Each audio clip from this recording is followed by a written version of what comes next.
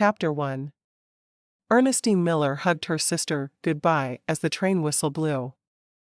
Elizabeth had helped her to find a husband through her mail-order bride service, and now she was off to Montana to marry him.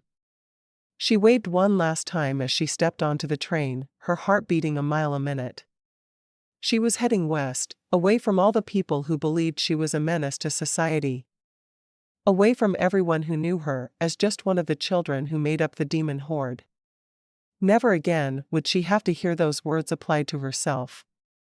She moved to an empty seat halfway down the coach and pulled a letter from her reticule. It was from Robert Simpson, who preferred to be called Bert. It was the letter he'd sent inviting her to come and be his bride in Prairie Dog, Montana. He was a banker, and he owned the biggest house in town. She liked the idea of being the wife of a banker, but not for the reasons one would expect. Ernie didn't particularly care about the money involved in being a banker's wife, or even the prestige. No, what she was looking for was respectability. She had spent her entire life with people looking down their noses at her. That was about to end. She would be a wife, and hopefully a mother, soon, and she would be someone people could look up to. Yes-siree, Ernie Miller would no longer be the girl people warned each other about. She sat straight in her seat, her embroidery on her lap. Starting now, she would be the very model of decorum. Asterisk. 10 days later, Ernie got off the train, more than a little worse for the wear. She'd held a baby for part of the journey, and she could see some spots on her dress where the child had drooled through most of Minnesota. She'd tried to clean it off, but without proper bathing facilities on the train, it was hard. She stood straight and proud on the platform, her eyes scanning the crowd. The only person to approach her, however, was an older gentleman she knew couldn't be her Bert. "Are you Miss Ernestine Miller?" the man asked, sorrow filling his eyes. Ernie nodded, trying to keep her expression even. Surely this man wasn't Bert. She said a quick prayer that Bert had been detained and she wouldn't be expected to marry this man. He wasn't bad to look at, but he was at least 60, and Ernie was only 22. She had no desire to marry a man who was old enough to be her grandfather. "I'm Miss Miller." The man removed his cowboy hat and held it with one hand to his chest. "I'm Mr. Simpson's attorney. I'm sorry to inform you that he was killed in an accident last week." Ernie gasped. "What kind of accident?" "He was out riding and thrown from his horse. He landed wrong." The man shook his head, his eyes filled with sympathy. "He lived long enough to tell me about you and to make certain that I knew his house would be yours." Her mind raced. What would she do with a house in the middle of Montana? "I see." She took a deep breath. "Thank you for letting me know, Mr. Jackson." "Benjamin Jackson." "Thank you, Mr. Jackson. I'm not at all certain I'll be able to stay in your lovely town. What would I do here?" Her mind raced to think of something she could do. Anything would work for her. She couldn't go back to a place where everyone was waiting for her to pull the next prank. She just couldn't. "At least let me show you the house. There isn't a great deal of money, but there's enough for you to live for a month or two should you decide to stay. The train won't be back through until this time tomorrow, regardless." Ernie bit her lip, thinking on the situation, before nodding and taking his proffered arm. "I'd like to see the house." Mr. Jackson stopped in front of the biggest house Ernie had ever seen. It was even bigger than her sister Elizabeth's house. She stopped and stared in awe. "Are you sure this is the right place?" It was much too fine for her to live there. "Of course I'm sure." Bert spent a great deal of time making sure the house was exactly what he wanted. All of the furniture was imported. He was very proud of this house and the fact that he would be able to provide his future bride with a beautiful place to live. He shook his head. "I'm just sorry he wasn't here to see you in it. He said it was the biggest house in Prairie Dog. I just had no idea it would be this big." Ernestine braced herself. Surely there was something she could do with a house that size. She was a good cook, so maybe she could start a boarding house. It was a thought. She'd have to see how the layout was first. I think you'll find it to your liking. Would you like me to accompany you inside? Ernie shook her head. I don't think so. I can show myself around. Now that she was getting used to the idea, she wanted to explore the house on her own. She couldn't wait to see the inside. She could never be happy that Bert had died, but maybe her new circumstances would lead to a better life. Mr. Jackson handed her the key. If you need anything at all, my office is just down the street. Ernie nodded. The town was small enough she knew she wouldn't have a hard time finding anything. Thank you very much. With the key firmly in her hand, she walked to the front door. As she pushed open the door, she braced herself for the worst. Bert had been a man living alone, so she had no idea how messy the house would be. She knew how bad her brothers were about throwing their belongings everywhere. There was a small entryway just inside the door, and to her right was a parlor. The parlor was decorated in blues and greens, and was a place she could see herself being comfortable. She slowly made her way through the house, and everything fell into place in her mind. There were 6 bedrooms. There were even 2 indoor bathrooms. She was shocked to see such a convenience so far out in the West. She'd expected to find a very basic home, but instead, it was more comfortable than her home back in Beckham. When she was finished exploring, she found a pen and paper from Bert's desk and sat down, quickly writing herself a list of what she would need to do to turn his house into a boarding house. Never mind that she had no experience running a business. She needed to stay, and to do that, she needed to use the resources at her disposal to make a living. A week later, Ernestine had a sign in her front window announcing rooms for rent. She was a bit apprehensive about opening her home up to strangers, but maybe it would turn into a place for well-bred ladies. Of course, if there were a lot of well-bred ladies in Prairie Dog, it was unlikely that Bert would have sent off for a mail-order bride. No matter. She'd had a lock installed on her bedroom door, and she wasn't afraid to use it. She went into the kitchen to start a big pot of stew for supper, something she could add more to as the day progressed if she had anyone looking for a room. She had just gotten everything chopped and into the pot when she heard a knock on the door. Wiping her hands on her apron, she ran to the front door, opening it to see 2 men, both of them covered with grime. May I help you?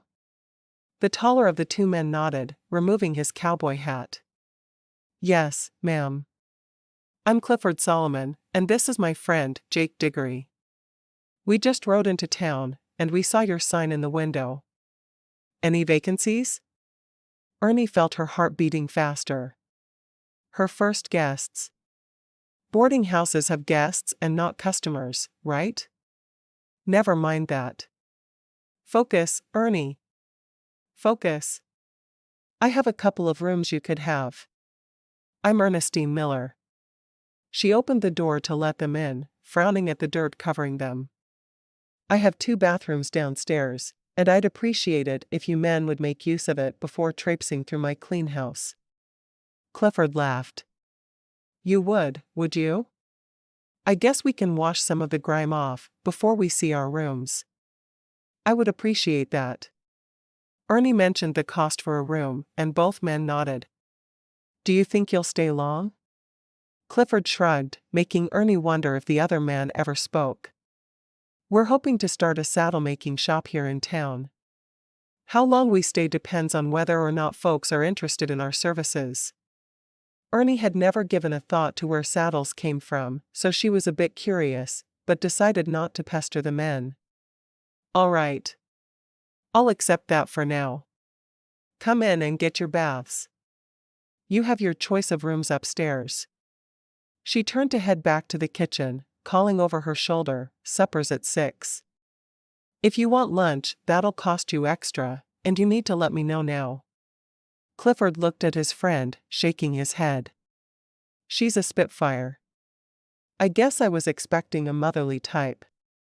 Jake sighed. She's just like my mama. Always yelling at me to keep her house clean. Cliff laughed. You get your bath. I'm going to go tell her we want lunch and a lot of it. It'll be nice not to eat your campfire cooking for a change. Mine's better than yours. At least I don't leave the shells in the eggs when I make them. I did that once. Cliff wandered off toward the kitchen, wondering what the prickly little woman would serve them for lunch. Excuse me, ma'am? She was standing at the stove, stirring whatever was in a huge pot. We would both like some lunch, if you don't mind, that is. Ernie turned from the stove, nodding at him. That's fine. I'll see that something is ready to eat at lunchtime. I serve lunch at noon and supper at 6. Make sure you're here if you plan to eat. Meaning you won't feed me if I'm late? She nodded, glad she'd had a lifetime of showing spunk to her credit. A lot of women wouldn't have been able to deal with 2 strangers in her home, but she would take it all in stride. If they got on her nerves, she'd put a snake in their beds. It was as simple as that. That's exactly what I mean. He laughed, wandering out of the kitchen and looking for the second bath. She'd made it clear he wasn't welcome in the house until he took care of his cleanliness issues, but pointing him in the direction of a bath would have helped a lot. Turning his head to the side, he sniffed once and made a face. She was right. He was more than a little ripe, and no one should have to put up with his stench.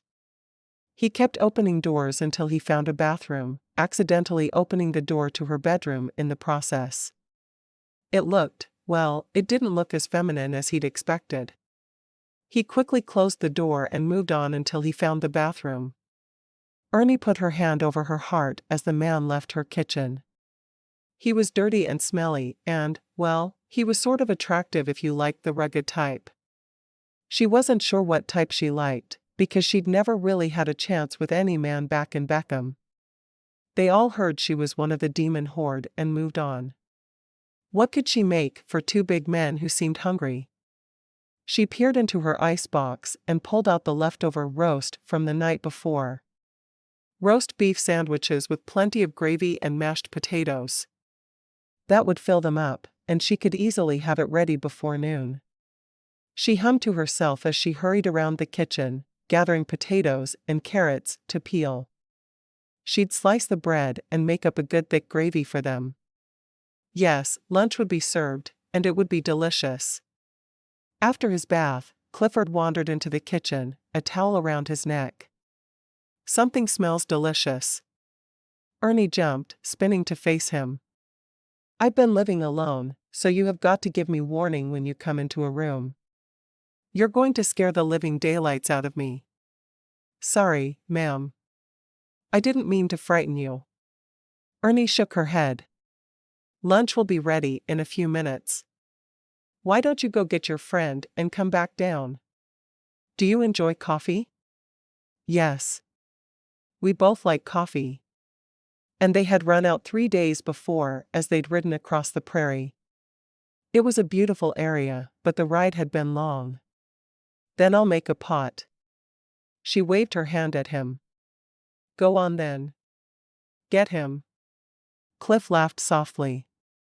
Are you always this bossy, ma'am? Ernie blushed even as she shrugged. I have a lot of younger siblings. If I wasn't bossy, they'd have run all over me. Well, I'm not one of your younger siblings, and I'm not used to any woman but my ma bossing me around the way you have been. He winked at her. And you're a whole lot prettier than my ma. Ernie turned her back on him as she felt her face heating up even more. If you want to eat, you'd better get your friend and bring him back here. I might have to throw your lunch away if you're late. You wouldn't. He shook his head. Feisty didn't begin to describe this girl. He thought of all the sweet ladies he'd known in his life as he wandered off. Why had none of them ever been quite as appealing as this one was? Ernie set a pot of coffee on the stove before setting the table and putting the food out. When she was done, she glanced at the clock on the wall. They had 2 minutes to get there. Having been raised in chaos, her home would be orderly and things would be done on time. She didn't care if the men liked it or not. She happened to know she was the only boarding house in town, so they didn't really have anywhere to go unless they wanted to sleep on the cold, hard ground. Either way would suit her just fine. Chapter 2. When the two men arrived for lunch, just a few minutes later, Ernie had composed herself. She poured them each a cup of coffee and took her own seat at the table. The food was already waiting for them. "I hope you like roast beef sandwiches and mashed potatoes." She pushed a bowl of carrots at them. Both men served themselves. "Yes, ma'am." "Sounds wonderful," Cliff said as he filled his plate. "Sorry to be so greedy, ma'am. We've had nothing but Jake's cooking since we left Billings, and we're both mighty hungry for a decent meal." Jake glared at his friend. "You saying my cooking isn't decent food?" Ernie bit her lip, stifling a laugh. "Obviously, you're a better cook than he is, or he'd have cooked himself. Don't you think?" Jake shrugged. "I don't know." He looked back down at his plate, forking up a bite of mashed potatoes and gravy. She watched them both eat as if they were half-starved, glad she'd peeled an entire mountain of mashed potatoes.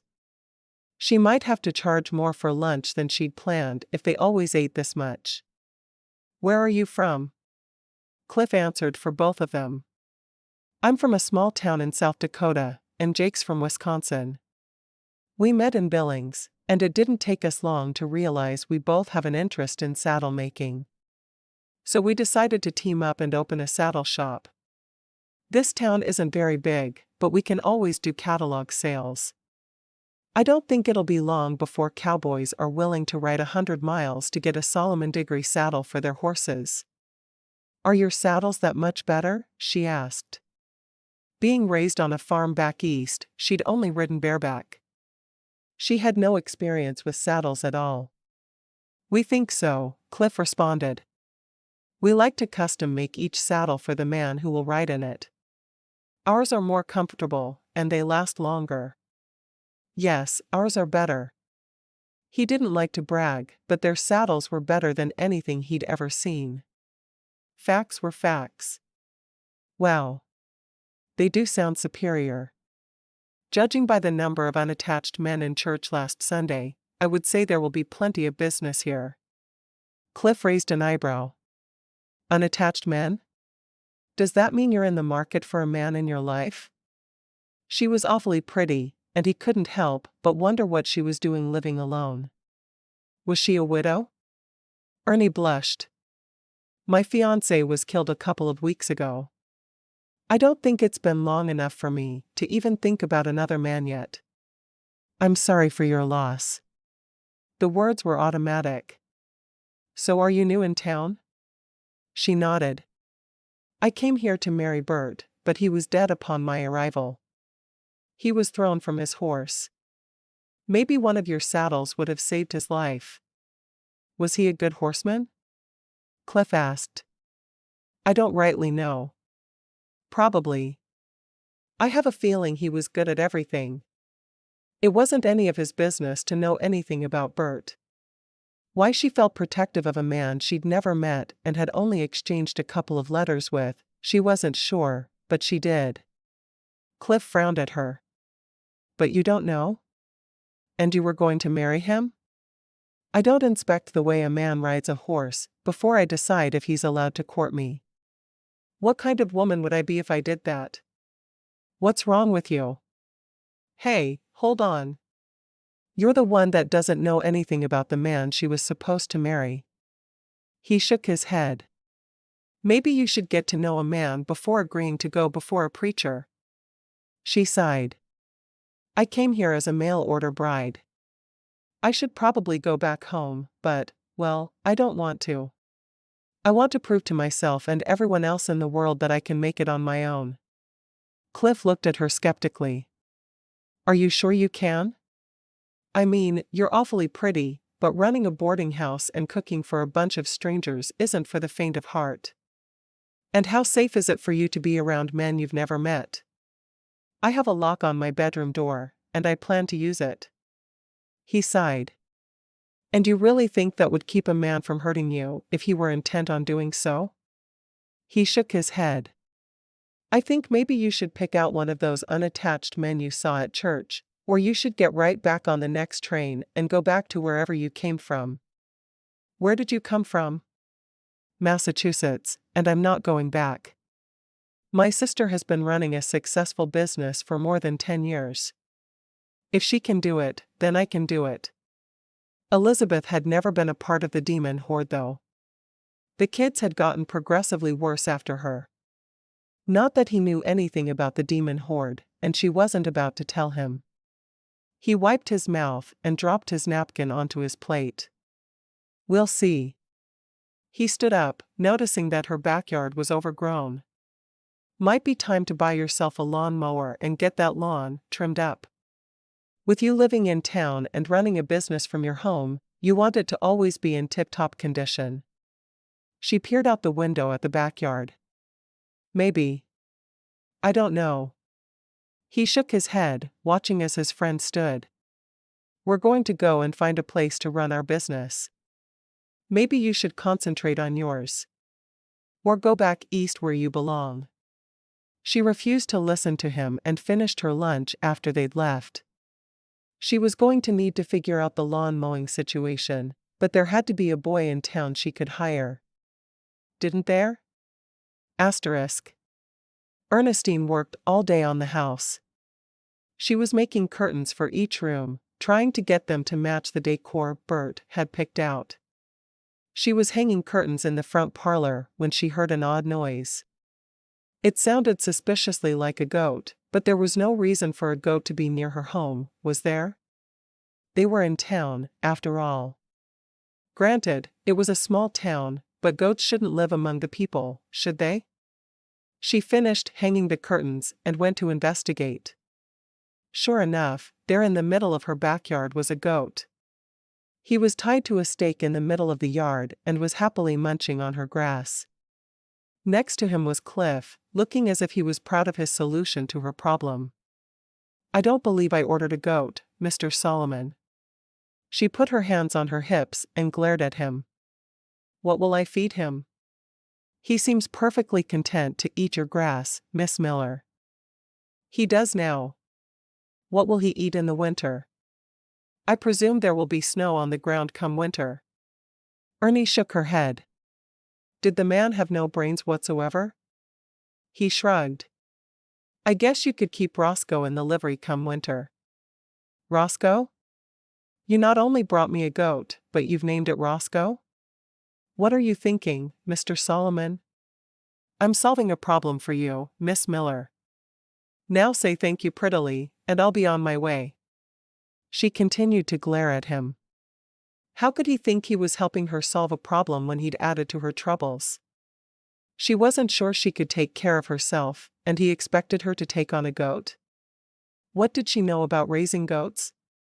Fine. You may be ungrateful.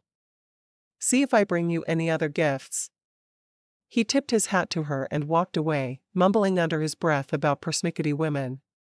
Ernie stared after him for a moment, before turning her attention to the goat. So your name is Roscoe, is it? Do you need more than grass to eat? How about some water? She got a pail and pumped water into it, taking it out and setting it on the grass in front of the goat. Don't knock it over, now. She finished hanging the curtains and made more bread for supper. She could see that the men were going to eat more than she'd planned, but that was all right by her. She had her first paying guests, after all. In another week or two, she could write home and tell them what had happened. For now, she was waiting. She didn't want her parents to worry and think they needed to drag her back to Massachusetts.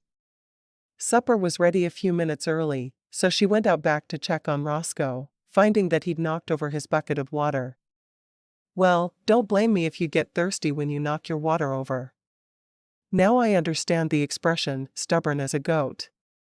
You are the most stubborn creature I have ever met. Even with all the animals that had been on her farm growing up, goats were foreign to her. She stepped back inside, seeing that Cliff was watching her with the goat. "Excuse me," she said, not even meeting his eyes. She didn't want to acknowledge that she'd been talking to the critter. "Supper's ready. Wash up." He sighed. "Are you always going to order me around as if I'm a 9-year-old boy, and you're my mother? Are you always going to need it?" she countered, dishing them each up a bowl of stew. She set their stew on the table, along with a fresh loaf of bread and a bit of butter. She'd made cake for dessert as well, even though she'd had no intention of doing so earlier. The man had brought her a goat, after all. Once everyone was seated, she suggested they say grace, something they'd managed to forego at lunchtime. The two men exchanged a glance, but Cliff shrugged, bowed his head, and prayed for them. They weren't quite as ravenous as they'd been for lunch, but both of them thanked her profusely, complimenting her on the meal. "I never knew a woman could make stew taste like nectar of the gods," Cliff said. "Just don't ever serve us goat." Ernie's eyes widened, and she glanced out the window at Roscoe. "I could never." He laughed. "I was just kidding you." "Well, don't kid that way. When I was growing up, my father wouldn't let us name the animals, because as soon as they had a name, they were part of the family. We once painted a cow purple, but we'd already named her. He grumbled a lot, but he knew he could never butcher her." Cliff shook his head. "He should have butchered her anyway to keep you kids from naming the cows, and from painting them purple." "Why purple?" Ernie shrugged. "We had purple paint for one of my sister's bedrooms, I think. So we used what we had on hand." "Sounds like you and your siblings were a handful." "You don't know the half of it." It was all she could do not to go into some of the stories of the demon horde. She may be trying to live down the reputation she'd gotten from her past shenanigans now, but she'd certainly had fun gaining that reputation to begin with. Some of the things they'd done had been almost legendary. "Oh really? What else did you do?" She shrugged. "I'm not going to go into all of it. Let's just say we weren't exactly well behaved." It had been the people in her church that had started calling them the demon horde. At first, they'd all laughed about it, but as they'd all grown up and wanted to move on, it had been oppressive. No boy would court her. They were all worried there was something wrong with her and her siblings, to act as they had. He watched her over his water glass as he took a big drink. "No one is perfect. I was a bit of a troublemaker myself." "Oh?" she asked. She knew he hadn't pulled the kind of pranks she had. Some of the things they'd done were downright criminal. He nodded. Why he felt the need to prove himself to her, he'd never know, but he did. "I once tied a teacher into the outhouse at school." "Did you tip it over?" He shook his head. "No, we didn't." He looked at her for a moment, with a skeptical look on his face. "Did you do that?" "Not really. It was my idea, but my brothers were the ones who actually did it. It never occurred to me to actually knock over the outhouse." "Very creative. Did you ever put snakes in your teacher's desk?" "Oh sure. That's one of the first things we did. Snakes, frogs, anything we could catch. We did a rat once, and the teacher never came back to school. She refused to finish out the semester." Ernie shook her head. "She was pretty weak." "Obviously." Cliff studied her with new respect. "Sounds like you were quite the troublemaker." She shrugged. "My siblings and I tended to play off of each other. One of us would get an idea, and it would go from there. My sister Charlie was the worst. I miss her." "Charlie? You have a sister named Charlie?" "Short for Charlotte. They call me Ernie." "Short for Ernestine. Most of us go by shortened names. Just not the two oldest." "What are their names?" Cliff wasn't sure why he was asking so many questions, but she really fascinated him. He wanted to know what made her tick. "Susan and Elizabeth." You'd think we'd call them Susie and Beth, but nope. Well, we called Elizabeth Lizard Breath a lot, but only when she wasn't around to hear us. She was the matchmaker that sent me out here to marry Bert. Your sister is a matchmaker? That's unusual, isn't it? Ernie nodded. It is unusual. Our older sister Susan became a mail-order bride, and Elizabeth met the matchmaker who sent her out. When that matchmaker went to Seattle to marry, Elizabeth took her place. She's been a matchmaker for 12 years now. She's married and has a baby, but she still works. She thinks of her job as a service to the community. Interesting. She sounds like someone I'd like to meet. Her husband doesn't mind that she works? Not at all. In fact, he was her butler, and still serves in that capacity. He's more of an investigator, though.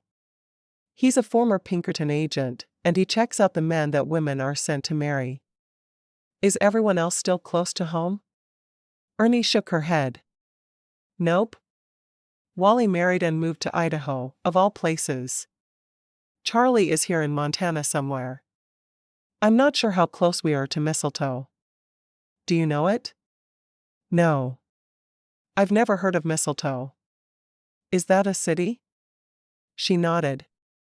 Yes, it is, and it's somewhere in Montana. I'd like to be able to see my sister. Maybe she could come and run the boarding house with me. Of course, she had a couple of men who were trying to court her, so she could be married by now, for all I know. Cliff ate the last bite of his supper. Now I just need a big piece of cake. I hope you know what a wonderful cook you are, Miss Miller. She smiled happily. I happen to have made cake this afternoon. Just a moment. She quickly served the cake, then returned to the table with a piece of her own. I hope you like chocolate. Cliff took a bite and sighed. Who could ever complain about chocolate cake? He watched the woman beside him as she tucked into her own cake, and he couldn't help but wonder if he was going to be able to keep from falling in love with her. Chapter 3. After shooing the men out of the kitchen, Ernie washed and dried the dishes. She could hear sounds coming from the parlor, and she wondered if she should join the men when she had finished. What was the proper etiquette? After considering for a moment, she decided she didn't much care about etiquette, and she would join them. There was no reason for her to spend her life being lonely in a house full of people. When she'd put all the dishes away, she went into the parlor to find Jake strumming a guitar and Cliff leaning against a wall, watching his friend and listening silently. She was surprised to see the quiet man do something that would make him the center of attention. She hadn't seen him interested in anyone looking at him at all since he'd arrived. She sat on one of the sofas, listening to the music. There was a piano, and she wished she could play, but her education had run more to farm chores and reading. Music wasn't something her parents had considered important. Their life had been all about survival. When the song was over and the music slowly died, she applauded enthusiastically. I hope you'll play another, Mr. Diggory. She could listen to him strum his guitar all night. Jake looked up, his face flushed. I don't usually play in front of people. What am I then? Cliff asked. Jake shrugged at his friend. You don't count. Ernie grinned at the byplay between friends. Will you favor us with another? Jake seemed to consider for a moment before he nodded. Just one. We found a place for our saddle business, and we'll be getting up bright and early to work in the morning. Oh, that's wonderful. Won't you need supplies? We brought some, and we'll order the rest we need from the mercantile right away. I think this town is where we're meant to be, don't you, Jake? Cliff asked. Jake nodded, his fingers starting to fly over the frets of the guitar while his other hand strummed. He said nothing, but his music was happy and upbeat. Ernie watched Jake, fascinated by the music, while Cliff watched Ernie, fascinated by her. There was just something about the bossy little thing that made him curious. He wanted to know her better, that was for sure. After the song was over, Jake took his guitar and said goodnight, nodding on his way out. Ernie stood to leave the parlor, certain that it would be improper for her to spend time alone with Cliff. "I should head to bed as well," she said, avoiding his eyes. He was entirely too handsome now that he wasn't annoying her. The man was tall with blonde hair and blue eyes, and he had the biggest hands she'd ever seen in her life. "Still early. Talk to me for a minute." He caught her arm, keeping her from leaving. She frowned. "What do you want to talk about?" "We barely know one another, Mr. Solomon." She wanted to stay in the room alone with him, which really frightened her. "Call me Cliff. Mr. Solomon was my father." "I'm not sure if that's proper. We're living under the same roof. I think we should be on a first-name basis." He walked to the sofa she'd just gotten up from, still holding onto her arm. He sat and pulled her down beside him. Ernie moved to the other end of the sofa, leaving a respectable distance between them. "So what did you want to talk about, Cliff?" He shrugged. "I just want to get to know my hostess a bit better. Tell me what it was like to grow up in Massachusetts." She shrugged. "I only know what it was like for me. I was part of a big, boisterous farm family. My brothers and sisters and I enjoyed having free run of the farm and surrounding area in the summers. We went to school when there was a teacher." "Country school? Or in town?" He wanted to know every little detail about her life. She was something else. Miss Ernie Miller was such a contradiction. She seemed to be torn between trying to be prim and proper and acting like herself, that he was having difficulties acting like a gentleman. "It was a country school." "Why didn't you always have teachers?" he asked. He'd never heard of a teacher shortage back east. It was in the West that it was hard to find and keep teachers. She shrugged, her face reddening a bit. "Some of them didn't finish out their terms." He frowned at her. "Why not?" "I didn't think that was a problem back east." "It's usually not. Our little school was different than most, though." "In what way?" "At least half of the students were my brothers and sisters at any given time. We caused a problem or two." His eyes widened. "Like the pranks you said you pulled on the teachers?" Ernie nodded. "Sometimes teachers are frightened away by reptiles in their desks and crickets in their lunch pails. I'd have been determined to stay and win, but not those teachers." "How many of those things did you personally do?" "Not many at all." She and Charlie had been the brains behind the pranks, but their brothers had usually been the ones carrying them out. "I was the one who got into their lunch pails and took one bite out of their apples every single day." "You sound like my kind of girl." "Men and women all over my hometown have been avoiding me since I was a little girl." "Can I tell you a secret?" she asked, leaning close. He leaned toward her. "I would dearly love to hear any secret you have to tell." She was so small, but he knew she was formidable. What had made her who she was? "The townspeople back home called us the demon horde. I thought it was really funny until I was of marriageable age, and no man would even talk to me." "Is that why you decided to be a mail-order bride?" She nodded. "Yes, it is. My younger brothers and sisters are carrying on the family's traditions now." "And you approve?" "I can't say that, but I don't disapprove. I think children should have fun. I just can't be part of it at my age. It's time for me to act like a lady." "How old are you?" he asked, fascinated by her reasoning. Cliff had never met anyone remotely like the girl beside him. "I'm 22. Ernie knew that a lot of people would consider her an old maid at her age, but she'd already explained to him why she hadn't married yet. "That's plenty old enough to be married." He shook his head. "How sad are you about your fiancé dying?" She shrugged. "I feel like I should be sadder than I am, but I never really met him." We exchanged a couple of letters, and I was ready to be his wife, but I had no real feelings for him. I didn't cry when I found out. I was numb and worried for me, but not sad that he was gone, because he was a stranger. Why did you decide to stay? Cliff couldn't keep himself from asking the question. I didn't want to go home to a place where I wasn't respected. I don't think the people of Beckham will ever think of me as anything but a troublemaker, one of the demon horde. I don't want that. I want to be seen as Ernestine Miller, entrepreneur. And this boarding house is your business? He asked. She nodded. I know I'm a good cook. It was this or a restaurant. I don't have a restaurant, but I do have a big house, thanks to Bert leaving me this one.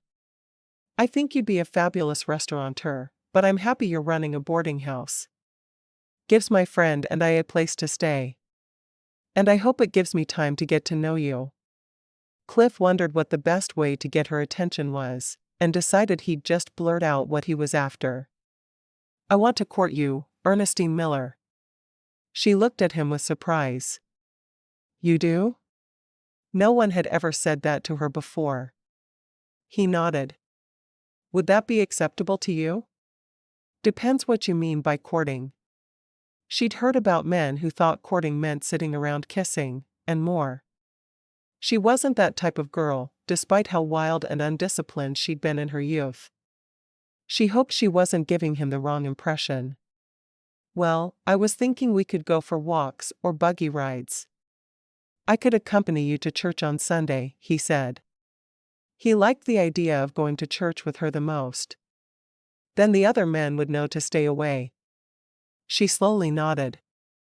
I think that would be fine then. He leaned toward her, and she leaned away. What are you doing? I thought I'd kiss you, if that would be all right with you. Had she never been kissed? She shook her head. It's definitely not all right with me. Why, I barely know you. She jumped to her feet. You shouldn't be trying to take liberties. If that's what you mean by courting, then I'm not interested. She rushed toward the door of the parlor. Cliff shot to his feet, catching her arm. I'm sorry, Ernie. I didn't mean to offend you. If you don't want to kiss, that's just fine. I couldn't quit looking at you and thinking about how pretty you are. I won't try anything like that again. Ernie studied his face. Do you promise? I absolutely promise. I would never want to make you uncomfortable in any way. Courting her was going to be a challenge, he could see. He'd manage though, and soon enough she'd be in love with him. He hoped. Because he was already helplessly in love with her. Well, I will allow you to court me, then. But I think I'm going to retire to my room for the night. I wouldn't want you to get any ideas. He laughed. Trust me, Ernie. I've had ideas since I first laid eyes on you. I'll keep them all to myself, though. She didn't know how to respond to that, so she stood looking at him for a moment. Good night. Cliff watched her run off toward her bedroom. How was he going to get her to stop being so skittish around him? He knew that she liked Roscoe, but he couldn't exactly buy her a goat every day. Maybe he could bring her some flowers. He'd have to walk out of town after work and find some. Yes, that was probably his best bet. He was humming as he climbed the stairs to his room. He was courting Miss Ernie Miller, and he was going to marry her, whether she realized it yet or not. Asterisk. Ernie was just finishing up the breakfast dishes when she heard a knock at the front door. She hoped it was more boarders. She could use the extra money. Jake and Cliff would hardly be enough. She couldn't even think about Cliff without blushing. He wanted to court her. Only 2 of her demon horde siblings had married at home, and they'd married others from their small school who thought the pranks were funny. She opened the door wide to see Cliff standing on her doorstep with one hand behind his back. You know you can just come in, don't you? I wanted to knock on your door like we were courting. She frowned. We are courting. Had the man been hitting the moonshine she heard one of the men in town was making and selling?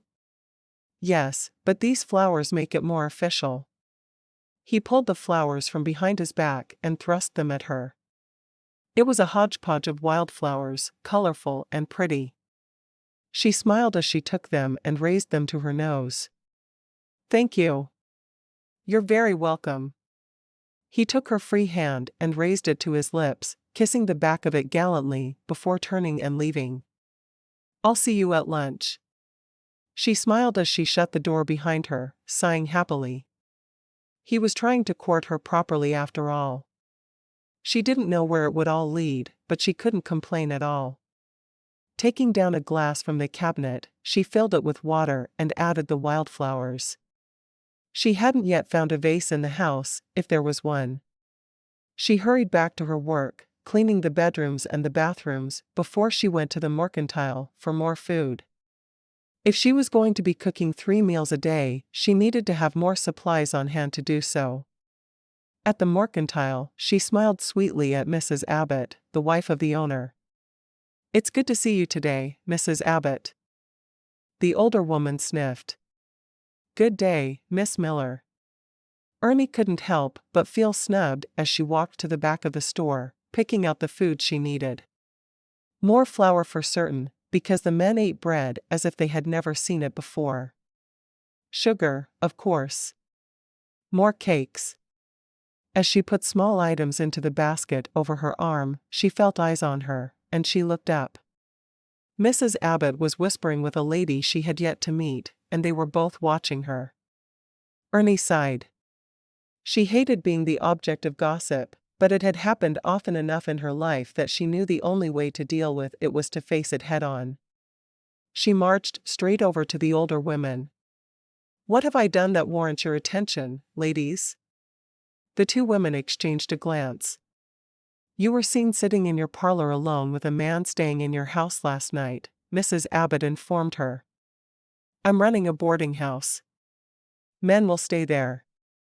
Can you honestly say there's no romantic interest between you and the man in question? The woman Ernie hadn't met asked. Ernie bit her lip. Did she lie? If she did, she'd be found out soon enough. No, I can't. But I can say that nothing inappropriate happened, nor would it. Mrs. Abbott shook her head. I think you've made a grave error in judgment, Miss Miller. You're staying in our beloved Bert's home, and you are dishonoring him by flirting with another man right there in his parlor. Ernie felt her anger rising. If I was a widow, would that be a problem? Yes, it would. Mrs. Abbott told her. You have no right to entertain an unmarried man in your parlor. Ernie shook her head. Are you suggesting I entertain a married man? Your husband, for instance? She knew her words were wrong, but she was angry. Why were they judging her? You should go back to wherever you came from, the other woman said. We don't need women with loose morals in our town. I do not have loose morals. Ernie didn't care that her voice was carrying. How dare you accuse me? I've done nothing wrong. She heard the door of the mercantile slam closed, but she didn't notice who was leaving. I just need to buy my things and go. Mrs. Abbott frowned. I don't think we're going to be able to sell you anything until you're properly married. A woman like you sullies an entire town. I've sullied nothing. She appended her basket and dumped her purchases on the floor. She didn't know what she'd do now, but she couldn't stand there and be insulted for another minute. She could make do with the food she had at home for at least another day or 2. She walked out the door with her shopping basket over her arm, letting it slam behind her. Old Harridans. Chapter 4. Ernie hurried home, seething with anger. She'd done nothing wrong at all since she'd gotten to town, yet she was already being treated as a leper. That was inconceivable to her. She'd always been an outcast, but at least back home, she deserved it. She slammed the front door behind her and went into the kitchen. The need to get out some aggression overwhelmed her, so she'd bake some bread. The process of kneading the bread always helped her calm her anger. The dough had already been mixed up and was rising, and she snatched it off the counter and viciously punched it down. She'd make dinner rolls, because that meant she could break off pieces and be a bit more violent with them. She imagined Mrs. Abbott's head as she pinched off a piece of bread from the rest and formed it into a ball. The back door opened, but she didn't bother to look up. She was too mad, and she wasn't ready to face Cliff. He was the one that had people talking about her, after all. "Are you okay?" he asked. "Go away. Apparently, the two of us being alone in this house together is tarnishing Bert's name." Cliff reached out a hand and wiped flour from her cheek with his thumb. "I don't want people talking about you." "I don't either. When I was a child and I did horrible things, people talked, and I didn't like it, but deep down I knew I deserved it. I have done nothing wrong here. I'm just trying to make a living." He frowned. "Jake heard them at the mercantile this morning. It's because you were seen alone with me. But we didn't do anything wrong. I didn't even let you kiss me. People are talking about things they know nothing about. The mercantile won't sell anything to me unless I marry. So I can either marry or go back to Massachusetts." She shook her head, dashing away a tear as it escaped down her cheek. "It's absolutely ridiculous." "Yes, it is. But that's how life is for women in the West. You really shouldn't be running this boarding house alone as an unmarried lady." He loved that she was, but he knew it was adding to the gossip about her, and he didn't want her hurt any more than she already had been. "What else am I supposed to do?" She shook her head. She refused to go home, and that was the only other option she could think of. "Marry me." "I don't even know you, so don't start that nonsense." "Ernie, stop mutilating that dough and hear me out." Cliff's voice was calm, and it urged her to stop being angry and calm down herself. She looked down at the dough in her hands and realized she'd made several marble-sized pieces that were good for nothing. She rolled them together and threw them back into the bowl, setting it beside the stove and covering it with a towel. She walked to the sink and washed her hands before turning to him. "What do you want to say?" There was no way he'd convince her to marry him. He was a stranger to her, and it was a ridiculous idea. He grasped her hands in his. "You came here to marry a stranger. That stranger died. But to be a respectable woman in the West, you really need to be married, or doing something that doesn't put you alone with men on a regular basis. Now I know you think the mere idea of marrying a stranger is ridiculous, and I'd agree with that, but you came here to do just that. Marry me instead. I'm less of a stranger now than Bert would have been when you got off the train. I wouldn't have asked you to marry me this soon if not for people saying things, but they are saying things, and I know I would have asked you before long. I think you're pretty darn special, Miss Miller." She frowned, looking down at their joined hands. His hands were huge, and they enveloped hers completely. She felt tiny and protected with the way he was holding her hands. "Would you expect to share a room with me?" she asked, not sure if she wanted that or not, but certain that discussing it would stall her having to make a decision immediately. He nodded. "I would. We could wait a few days to consummate, but I would need to share your room. I wouldn't want Jake to realize there was anything wrong between us." She thought for a moment and nodded. It was better than going back home in shame, and he was right. She had come to Montana to marry a stranger. Maybe he wasn't the stranger she'd planned to marry, but he seemed like a good man. She wished her sister was there, and there was time to investigate him, but there wasn't. She would be out of food in a day or two. "I'll marry you." He cupped her face in his hands, looking deeply into her eyes. "You won't regret it. I'll make you happy, I swear I will." The odd thing was she knew he was right. He would take good care of her. When? No time like the present. I saw the pastor going into the church before I came here. Let's go. Ernie removed her apron. I can't get married with flour on my face. Am I clean? He reached out a hand and wiped away a small bit of flour from her cheek. Now you're clean. He took her hand and tugged her toward the front door. Let's go get married. She sighed. Marrying was not on my to-do list today. Why not? Seems like a good way to pass the time to me. You do know that marriage is forever, don't you? Cliff grinned. I do. So are children. I'll marry you, and we'll have 20 kids. And we can raise them all here in this house. Will I still be able to run the boarding house? She asked. She'd just gotten used to having a business, and she wasn't sure she was ready to give up that bit of independence yet. Do you want to? I think I do. Would you mind? He shook his head. When the children start coming, you'll have to stop working so hard, but until then, I think it's perfectly fine. Thank you, she said softly. For what? For taking what I want into account. My friends from school are all married, and they complain that their husbands make all the decisions without even thinking about how they feel. Cliff shook his head as they reached the church. I won't do that to you. You're too special to be without a voice. She laughed. I don't know where you get your ideas, Cliff, but I think I want you to keep believing that. I'll always believe it. Cliff strode toward the front of the church where the pastor was practicing his sermon. We'd like to marry, if you have some spare time. The pastor smiled, looking between them. I heard earlier that you were causing a scandal right here in our town.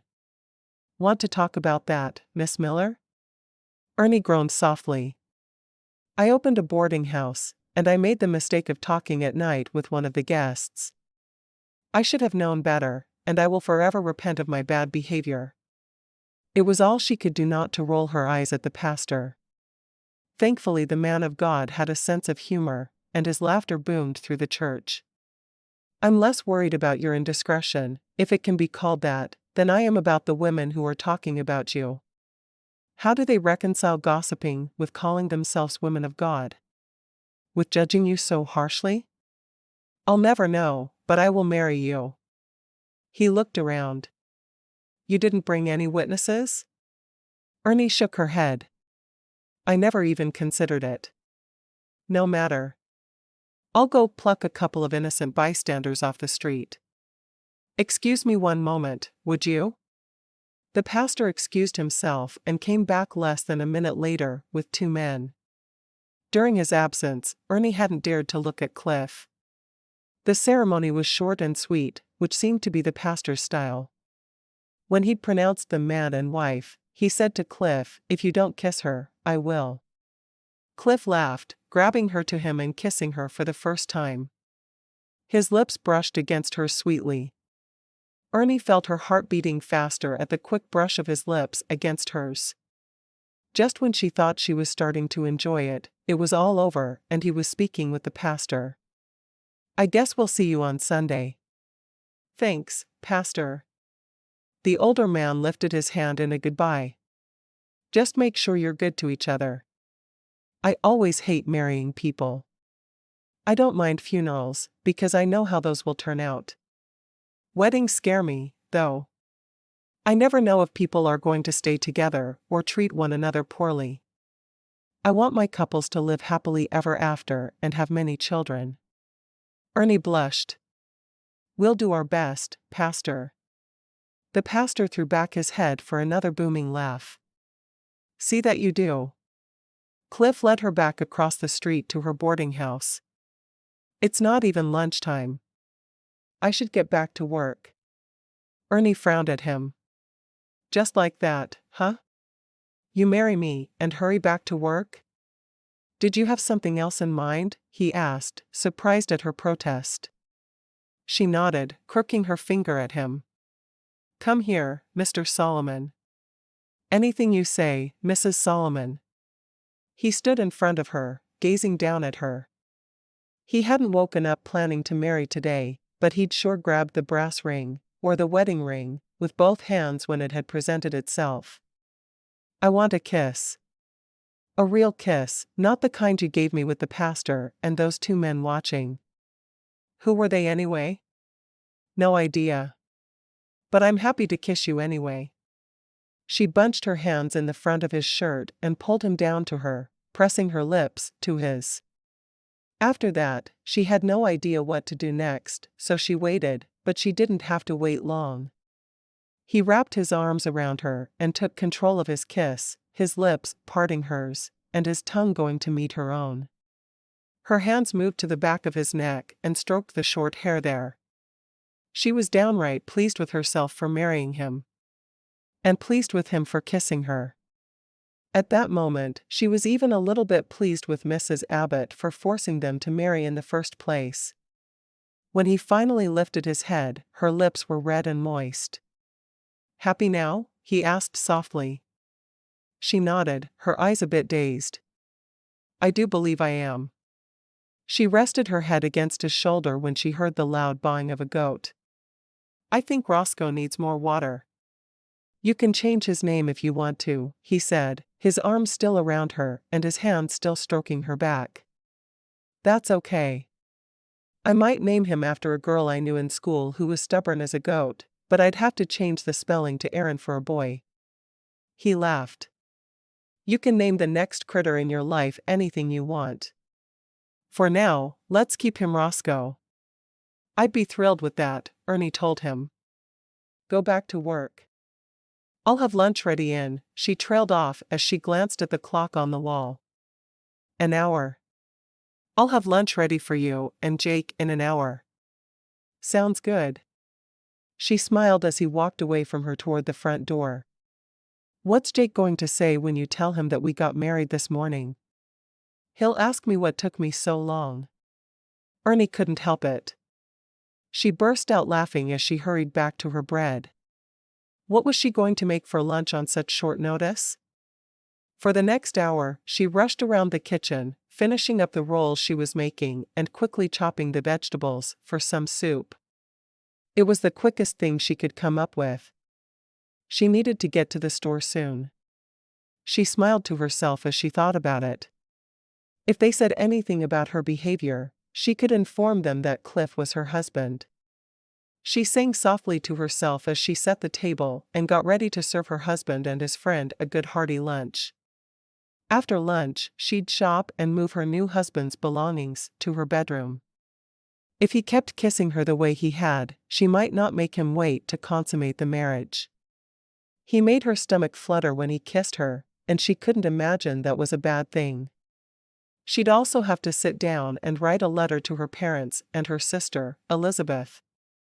They'd need to know she was settled and married.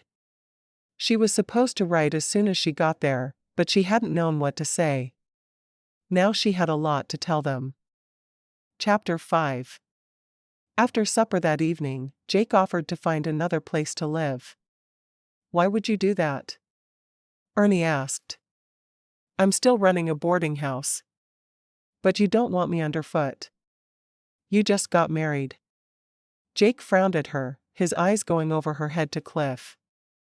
Tell her you don't want me here. Cliff shrugged. I do want you here. It's going to be easier to run a business together if we're under one roof. At least in the beginning. Just don't get in my way after supper, and all is good.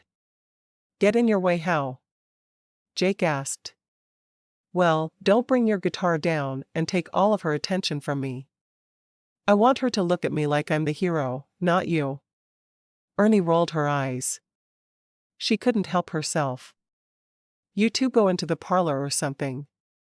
I need to get these dishes washed. I'll wait with you, Cliff told her.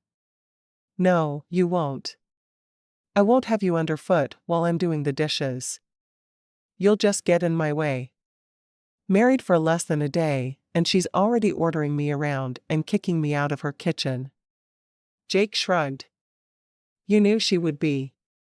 She was doing that the day we met her. I think it's just in her nature to be bossy. At least you know she'll be a good mother. The two men laughed together as they left the kitchen, and Ernie was left to her thoughts. As she cleaned up the leftover fried chicken and mashed potatoes, enough for lunch the next day, she couldn't help but wonder what being married to such a tall, strong man would be like. He was really her dream come true at the moment. Her fiancé had died, but here she was, already happily married. As soon as the dishes were put up, she walked into the parlor. Instead of finding the two men there together, it was just Cliff waiting for her. Jake said he wasn't going to be in the way on our wedding night, and he headed up to bed. Ernie sank down onto the sofa beside Cliff, sitting much closer to him than she had the night before. She rested her head against his shoulder. "I'm glad you were willing to marry me. I promised myself, when I came here, that I wouldn't be the object of gossip again, and I think that's what was about to happen." It was already happening. He sighed. "I think the pastor was going to have a talk with them, though. They were saying a lot of things that shouldn't be said about you. I wonder what I did to make them do that. I've never understood the need women have to say mean things about others for no apparent reason." "You didn't do anything. Some women just feel the need to make up stories about others so they can have something to do. Ignore them. There's no doubt you're the better person." She smiled at him. "I think I like you. I know I like you." He brushed his thumb over her bottom lip. "How's Roscoe?" She shook her head. "He ate through his rope this afternoon. I had to go searching for him, and I found him looking into the windows of the mercantile. The goat was window shopping." He laughed. "Maybe there's something he wants to buy. I have no idea. I tied him up again, but I really need a fence back there to keep him in. Jake and I will do that after church on Sunday. Will that work for you?" "That would be wonderful." It was only Tuesday, but she could make do for the rest of the week. She sighed contentedly. "Before the two of you leave tomorrow, will you make sure you both put your dirty clothes out? I'll get them washed while you're working." "Will do." He hid a yawn behind his hand. "Today's been crazy, and I'm exhausted. Are you about ready to turn in?" She nodded. "Would you give me 10 minutes to get into my nightgown and into bed before you come in?" 10 minutes? It's going to take you that long?" She frowned at him. "I'm going to wash my face before I go into the bedroom. 10 minutes isn't asking too much, is it?" "I suppose not." Cliff still looked put out, but he said nothing else. "I'll hurry." Ernie rushed to the bathroom and washed up quickly before she went to the bedroom she'd share with Cliff and changed into the pretty white nightgown she'd bought for her wedding night with Bert. She tied the pink ribbon at the collar and climbed into bed to wait for him. Everything had only taken her about 5 minutes, but she felt better waiting for him beneath the covers. She settled back and closed her eyes, yawning behind her hand. She was so tired. The day had been emotionally and physically exhausting. Cliff let himself into the bedroom, hoping he could talk her into not waiting to consummate their marriage. She'd certainly enjoyed his kisses, so maybe she would be willing to not wait. He shut and locked the door behind him and looked over at his beautiful bride, lying flat on her back and drooling slightly. The woman was asleep. She'd fallen asleep on their wedding night before he'd even had a chance to join her. What was wrong with him? More importantly, what was wrong with her? He sighed and slowly stripped down to his drawers, sliding into the bed beside her. He looked at her for a moment before closing his eyes. He was almost as tired as she was. Hopefully they would be less tired soon, and they would make love. If not, he might slowly lose his mind. Asterisk. Ernie slowly came awake the next morning. She tried to turn her head but realized she couldn't. Her hair was pinned under something. She reached over to see what it was, and encountered a hairy arm. Her eyes flew open. Right. She was married. Why didn't she remember her husband joining her in bed, though? Wasn't that something a woman should remember from her wedding night? She couldn't have fallen asleep before he'd even joined her, could he? She carefully freed her hair and sat on the side of the bed, looking for her robe. She shouldn't be wearing so little in front of a man, even if he was her husband. The robe was on the edge of her dresser, and when she stood to get it, her hand was caught. She tumbled back into bed, falling across her husband. "Hello," Cliff said softly. He cupped her cheek with one hand. "Aren't you going to kiss me good morning, wife? You were already asleep when I came in, so I missed my goodnight kiss." She was as beautiful in the mornings as he'd expected her to be. She sighed. "I'm sorry I fell asleep. Yesterday was a busy day." "Every day is busy for you, from what I can see." He didn't want to wait another minute, so he pulled her down for a long, leisurely kiss. "That's better." She rested against him, contentedly. "I need to get up and fix breakfast." He sighed. "Are we ever going to have enough time alone together?" he asked. "I have no idea. Your friend is still living here, so I would think our time alone would be limited, at least for a while. I'll go kick him out right now." "No, I think we need the income from him living here." She rolled to the side of the bed and got up for her robe, quickly wrapping it around her. "I'm going to go get dressed and start breakfast. Would you ask Jake to bring down his dirty clothes? I'll get started on laundry right after breakfast." "Of course." He yawned and rolled from the bed. When his naked shoulders emerged, she thought about turning away, but she was too curious to do so. She'd been around mostly naked men before, because she had brothers who thought clothes were a nuisance. Ernie watched him as he emerged completely, trying to decide if she was disappointed that he was wearing his underwear or not. She told herself she wasn't, but she had a feeling she was lying to herself. 10 minutes later, she was dressed and in the kitchen. When Cliff joined her there, he immediately took the plates that she'd stacked on the counter and set the table for her. "You don't have to do my work," she protested. "It's no work to set the table. My mother made me do it more times than I can count. Jake is going to bring his laundry bag down and put it on the back porch. I presume you'll do your laundry out back?" She nodded. "I will. Thank you for your help." She slipped a stack of pancakes onto a serving tray and set the tray on the table. "Coffee's ready. I have syrup here as well." "Oh good." Cliff sat down at the table and began fixing his plate, grabbing several pieces of bacon. Jake hurried to the table. "Don't take it all, Cliff. You get the beautiful wife, so you don't get all the good food as well. That wouldn't be fair at all." "Who said life is fair?" Cliff asked, taking a bite of the bacon. Ernie sat down at the table, shaking her head at the two of them. "There's plenty of food for all of us." "Cliff, would you pray?" Cliff nodded, reaching for her hand as he bowed his head. As part of his prayer, he thanked God for putting her into his life, and she felt a tear pop into her eye. She'd fallen asleep on their wedding night, and he was still thanking God for her. After the breakfast dishes were done, Ernie went out back to start on the laundry, only to find Roscoe eating a sheet. "Roscoe, the grass is your food, not the sheets." Her neighbor looked over at her. "Roscoe will eat anything. I've seen that critter eat an old tin can when no one was looking." "How'd you get stuck with him?" "My new husband thought he would be good for keeping the grass trimmed." Ernie shook her head at the goat. "I'm Ernie Miller, Ernie Solomon. I got married yesterday." "I heard." "I'm Catherine Scott. Call me Katie. And don't worry about the gossips in this town. They have nothing better to do than to talk about you, so you must be a great deal more important to them than they are to you." Ernie smiled. "I like the way you think.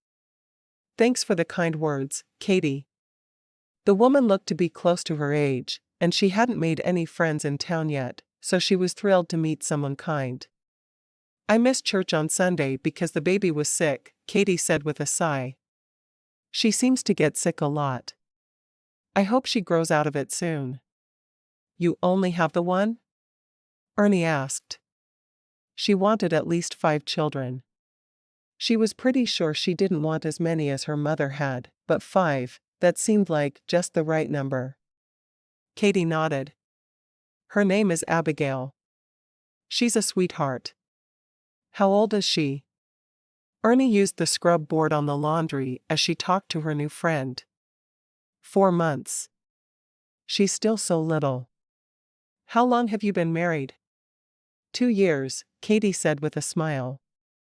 Wait until you meet my Ethan. He's pretty wonderful. What does he do? He works at the bank. He and Bert were good friends.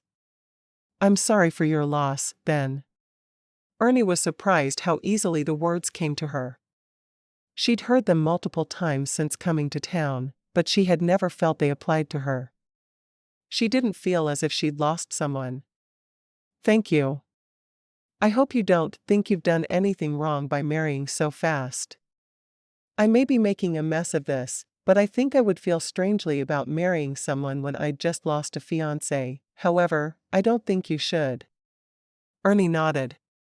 I understand what you mean. It does feel a little strange, but I didn't know Bert. We'd never actually met, so I can't feel guilty about a man who was a virtual stranger to me. Good. I was hoping you wouldn't. Katie hung up her last bit of laundry. I need to go check on the baby. It was nice talking to you. You too. Thanks for introducing yourself. Ernie watched her new friend go inside as she continued to scrub the laundry. It was nice to talk with her. She'd needed a friend in Montana, and now she had one. After the laundry was finished, she went back into the house to start lunch. Now that she was feeding 2 men, her entire life seemed to revolve around cooking. She wasn't sure if she should be upset with them, or thankful that she was no longer trying to figure out what to do to fill her time. Late that afternoon, she went out to check the clothing she'd hung on the line, only to find Roscoe calmly grazing, wearing one of her bonnets. He'd obviously tried to get it off the line, and had ended up wearing it. When she approached him to remove it, he made the loudest fuss she'd ever heard. Finally, Ernie shook her head. If the stupid goat wanted to run around in her pink gingham bonnet, he was welcome to it. She had 2 others anyway. Asterisk. That night, she wasn't as tired, and she was still wide awake when Cliff came into the bedroom to join her. She met him in the middle of the bed, immediately snuggling close. I don't know why it's this cold out, she protested. It's still September. It gets cold early in the year here. It won't snow yet, but you need to get used to the fact that it won't be as warm as you're used to. She sighed. I guess so, but Massachusetts isn't exactly a warm state. I don't mind the cold, though. Do you want to know why? Why? Because it gives me an excuse to cuddle close to you. He smiled, pulling her closer. I really like the way you think, wife of mine. Ernie pressed a kiss to his bare shoulder. At least she knew he was wearing his drawers to bed. This morning she hadn't known what she'd see when he emerged from under the covers. How's the business going? He wrinkled his nose. Do you really want to talk about business, or do you want to kiss? I have choices? She asked.